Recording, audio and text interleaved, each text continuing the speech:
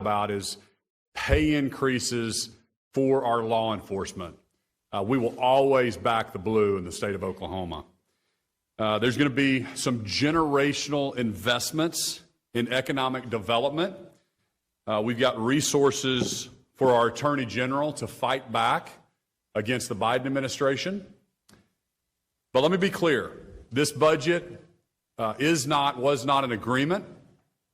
Agreement requires negotiation, requires consensus. Negotiations did not happen in this year's budget. I received, as the governor of the state of Oklahoma, the final budget for the first time on May 16th at 8:45 p.m., just hours after it was made public. I wasn't the only one left out. The people of Oklahoma were left in the dark.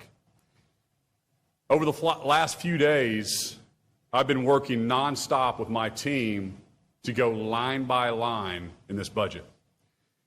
My guiding principle has always been and will always be to do what's right for all 4 million Oklahomans, for the next generation, not the next election. I've determined that parts of this budget make sense for Oklahomans, like the pay raises for the law enforcement. That's going to go into law. But other parts, like special carve-outs that are the results of backroom deals between lobbyists and legislature, are not in our state's best interest. That's why I will line item veto Senate Bill 1052. It will require taxpayers to foot the bill for pay increases for private prisons, benefiting out-of-state private companies. There's also an unnecessary $360,000 expense for printing Attorney General opinions, which is no longer required by law, by the way. I'll line item veto that as well. And we went through it. We kept asking the question, how did this get in there? How did this get in there? It's long overdue, but we need to have a real conversation as leaders in this state and as an Oklahomans of how this budget process happens. Why is it happening behind closed doors? Why are only a select few in charge while the rest of us are expected to nod our heads and not even ask questions? We'll talk about more of that later. For now, I've determined that two parts of this budget fall short and do not deliver the real inflation relief that Oklahoma families need right now. Inflation today sits at 8.3%. It's at 40-year highs, 40-year highs. Take a look at these numbers beside me. Beef is up 14%. Chicken, over 16%. Milk is up nearly 15%. Eggs are up 22%. Families need real relief right now. That's what I intend to deliver for them. My inflation relief plan includes eliminating the state grocery tax and cutting personal income taxes for every single Oklahoman. This will save the average Oklahoma family $453 each and every year. I called for these two tax reforms during my State of the State back in February, at the very beginning, on the first day of this session. As I said then, Oklahoma is one of only 13 states that taxes groceries. Ours is also one of the highest. But what did Oklahomans get instead? $75 inflation checks that won't be sent out until December. And by the way, it's federally taxed, so you don't even get to keep the full amount. Instead, Oklahomans will be forced to send about $19 right back to President Biden in Washington, D.C., instead of spending in Oklahoma. That's $56 in your pocket. $56. That's not even enough to fill up your gas tank right now. That's not real relief. It's a slap in the face to hardworking Oklahomans, and it's a political gimmick during an election year.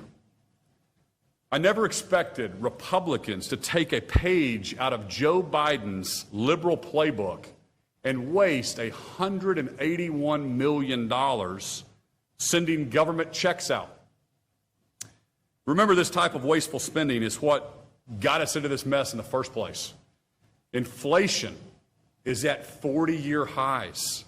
If the government continues to flood the economy with more money right now, it's only going to get worse.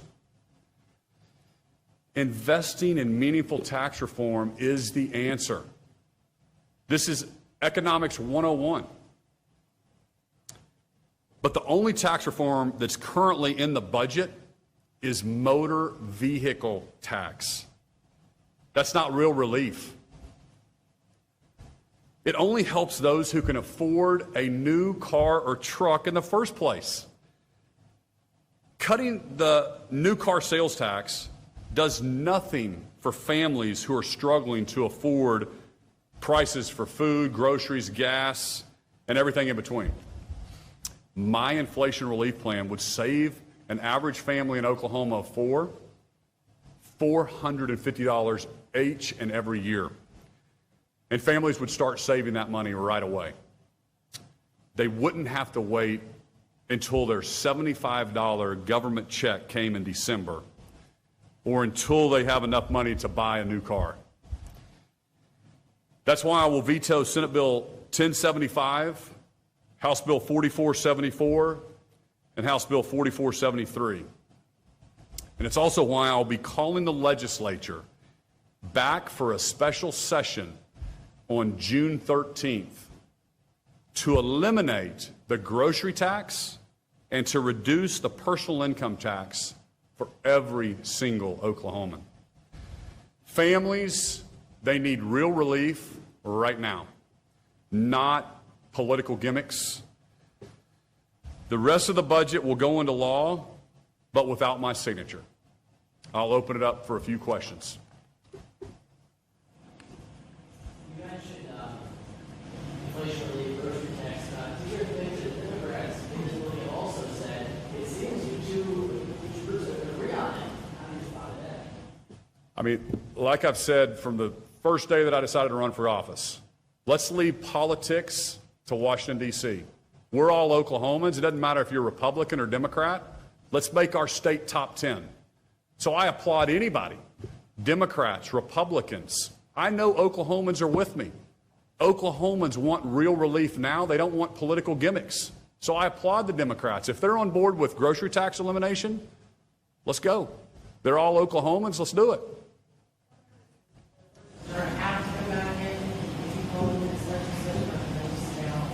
I believe they have to come back in on June 13th.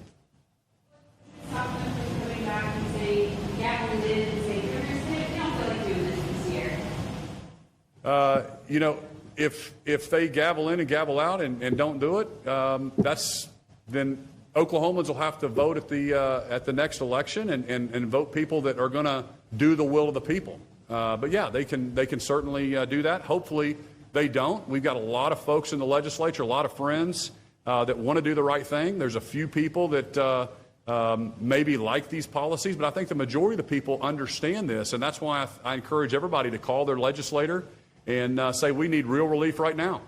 You say to lawmakers to say now is not the time to cut taxes. When we needed revenue 5-10 years ago, it was so hard to raise taxes to generate that revenue, so they're really hesitant. Well, you know, if you remember back when I ran for office, we were having billion-dollar budget nightmares, very little money in savings. It was kind of chaos. And I ran to put a fresh set of eyes on state government. I think Oklahomans elected me. They wanted a businessman to be in leadership. And so I went about holding budgets flat and putting a savings. Now we have the largest savings account we've ever had in state history. And it's because we've been holding our budgets flat. We always talk about reoccurring revenue and reoccurring expenses. And so we had to first get that savings account set up before we could do this. But right now, this is the time. You have to cut taxes whenever revenue is going up. That does two things. It chokes off the growth of government later, and it also returns it to the people. I ultimately believe that we need smaller government. I want to give the taxes back to the taxpayers and let them choose how to spend their own money. They know how to spend their money better than the government does.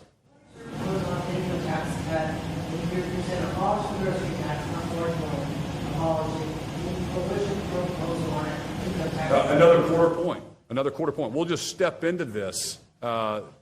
Representative LePack had a great bill this past year that would talk about eliminating it over time as revenue increases and as we modestly grow the expense side of the ledger.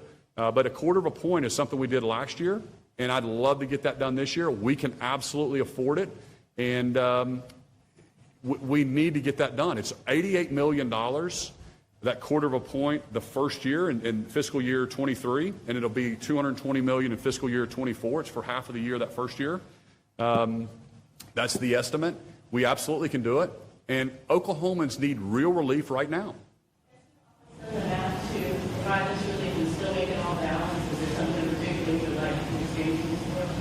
Yeah, well, basically, the two things that I vetoed add up to $181 million, $161 million. So they add up to $300 million as it is. We can absolutely do these two reforms with the same math that they just gave away. Sir, I'm here for Republicans. There's enough money to go around for tax. What is your response to that? There absolutely is enough money to go around. We have the largest savings account in state history. We don't have enough money to spend like drunk sailors and also do things, but if we hold our budgets flat like I want to, we certainly do. We certainly can do it. What happens to the tomorrow? Hopefully that's not the case, but yeah, absolutely. Yeah, they can come back and override the governor's veto. It takes, I think, 75% of the vote. But here's the deal. If they do that, they own it. My job is, I've got a job to do. I'm elected by all 4 million Oklahomans to tell Oklahomans what I see and put us in the best position to be top 10. The legislature has their job to do in this situation. Hopefully we can work together and provide real relief right now for Oklahomans who are hurting. They're hurting everywhere. Everybody in this room. It may not affect you as much as it affects me or affects my neighbor, but people are hurting right now, and we need to do this for them. How did these negotiations go wrong? You gave your speech in February. The budget leader said, we heard a speech. We wanted, you didn't get, your folks didn't get the original May 10th, is my understanding. What happened in those 3.5 months that you guys couldn't talk with? That's an interesting question. You'll have to ask them. I mean, I assigned Secretary Brian Bingman to that room to be the lead negotiator. Brian Bingman was a former pro tem of the Senate, one of the most respected men in Oklahoma. He's an unbelievable statesman, and he was simply kicked out of those meetings. I think ultimately I have been hammering flat budgets, don't spend more than you make, common sense things that every Oklahoman agree with. And I think ultimately there's some folks that write those budgets that don't like to hear that message anymore. So let's kick that voice out of the room, and let's go put our own budget together, and then we'll try to make the governor and Oklahomans just swallow it. Hopefully nobody says anything about it. But you're the governor of the state of Oklahoma. That's right. Representative Wallace or Senator Thompson would take your phone call, right? And you call on May 1st, on April 28th. Why not reach out and say, hey, I'm concerned that my guy's not. Oh, I have done that numerous times. I have breakfast with the Speaker and the Pro Tem every Tuesday. Every week I reminded them, we're out of the room, we're out of the room, we're out of the room, we're out of the room. Why are we not in these conversations? I also have COO Steve Harp, who runs OMES. He's in those rooms. Again, this is unlike it's been in my 4 years as governor to not be in these rooms. And I certainly did remind them. I didn't personally talk. Well, no, I did. I talked to personally both of them and said, hey, why are we not in these conversations? But mostly I deal with the Speaker and the Pro Tem. I'm sorry? We talked about backing the dealings, the budget not being done in the public eye. What are you proposing that the legislature do next year? What legislation are you proposing next year? Well, there's some things that we're working on that we think we can propose to have a more transparent, open process. And again, I think there's a lot of House and Senate members as well that I talk to that feel as frustrated as I am or as Oklahomans are. They don't see this budget. Literally, high-ranking members in the House and the Senate don't see this budget until it's dropped at 8:45 on Monday night as well. So there's a lot of folks that are frustrated with this entire process. ARPA funds, the legislature has sort of changed the process now, trying to take a little more control back over those funds. What are your thoughts on all that? Hey, as long as it's a transparent process, I'm fine with it. My message, though, is don't let this be led by lobbyists. Don't let this led by special interest. But as long as it's a transparent process, and this is an opportunity for Oklahoma for a generational impact, okay? This is $1.8 billion that we get to strategically invest. My fear is that it's going to be spread like mayonnaise across the state of Oklahoma, and every single House and Senate member is going to get a little $500,000 project in their district, and that's not going to be strategic. And so my whole point is let's use this. Let's think about how we change Oklahoma and make Oklahoma a top 10 state. But hey, if they think they can do it better and it's not going to be influenced by special interest or one industry or one lobbyist group, then I'm all for letting those folks do it. And I'll obviously opine. I have to sign or veto all those things that come to my desk. But I signed I believe I signed, or I'm planning on signing their $250 million fund. The ARPA fund, the $900 million twice. It's I think it's two bills, 980 and 980. So we'll let that go into a special fund for the legislature, but it's got to be transparent and it cannot be special interest led. I'm not transparency in the process, but your administration blocked applications that have asked for those funds. What do you say about that? I don't think we blocked anything. I didn't even know specifically what. I'm I'm sorry? You denied records requests for those applications. I've denied open records requests. We haven't denied any open records. You have? No, we haven't. Which one have we denied? We've asked for all ARPA applications. They're going yes, and they were denied. Through the courts or what? Through us? Well, of course, that's for you. Now we're filing a lawsuit. Okay. You're talking about like what people have actually sent in requests for? The $14 billion that people have requested? I'll check on it. I'm sure we'll make that public as soon as we're able to. I think there was probably a process to keep those. I don't know if there was NDAs when people were putting requests in before we made those public, but there was a website. We wanted transparency, so we gave every Oklahoman an opportunity to submit a request, whether it's a new nursing program or it's a new flood control program or new home building program, and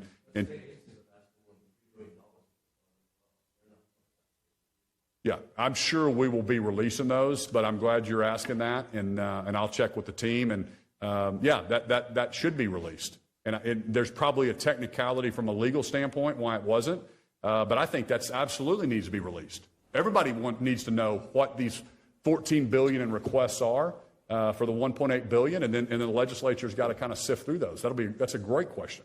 Great, Paul. Dave, can I take you back real quick to revenue? We're talking about cutting $300 million, $400 million, whatever it would be there. That's a 51 vote measure in the House of Representatives. As when you were running for governor in 2018, it takes 3/4 of the majority to increase in tax. So if in 2 years, 5 years, 10 years, the state's in a position where it needs to raise revenue again, they push the 640 limits that. Do you believe you should take 75% raise and only 51 to cut? Listen, I wasn't here in the 56th, and I know that's left PTSD for some of the legislatures in that session. And I know how difficult that is to raise revenue, 640 or 75%. But I do support that because I think it should be difficult to raise taxes. The government can never spend enough money. I hope people are hearing me on that everybody comes with a new program, with a new software project, with, hey, look how much extra good we can do for humanity if we only had more money of the taxpayers' dollars. So we already spend $22 billion in the state of Oklahoma, and this budget increased spending by over 8%, 8.7, I think, percent. No, may have been 9%, somewhere right in there. And And here's the deal. You know, we increased 4 or 5% last year, 9% this year.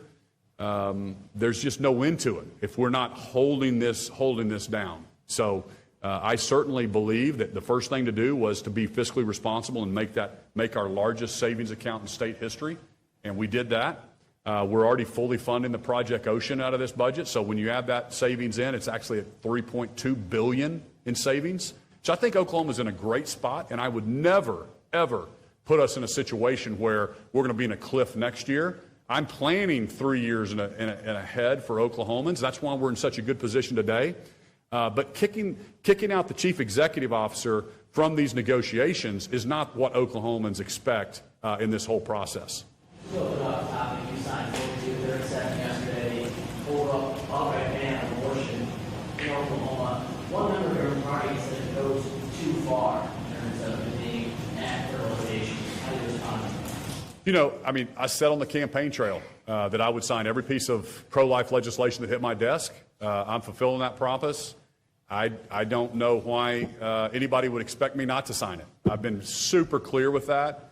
I believe that we're going to protect life in Oklahoma. I recognize other states are going to do things differently. I represent all 4 million Oklahomans. I was very clear on the campaign trail. That's what I was going to do. And, I mean, I get interviewed by national media all the time. I don't know how much clearer we can be. We don't believe in abortion in Oklahoma. We don't want it in our state. And I was so happy to sign that to protect life. And at the same time, we can love the mother. We can love the child. We can put resources in to be the #1 state in adoption services. We're doing a tax credit this year for adoptive families to help relieve that extra burden of cost and encourage more adoptions. We're putting $3 million into the Department of Health to make sure that they have the resources they need to wrap around services for people that find themselves in a crisis pregnancy of some kind. So we believe we can love the mother and we can love the child in the state of Oklahoma.